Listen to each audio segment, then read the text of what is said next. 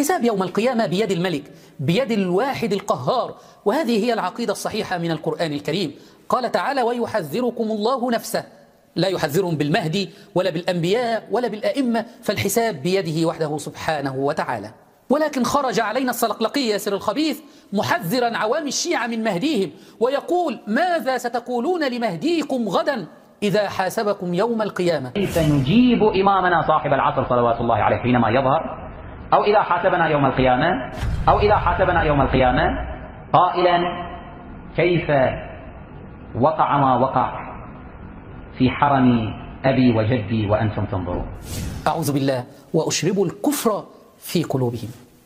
الله لا إله إلا هو ليجمعنكم إلى يوم القيامة لا ريب فيه، ومن أصدق من الله حديثا.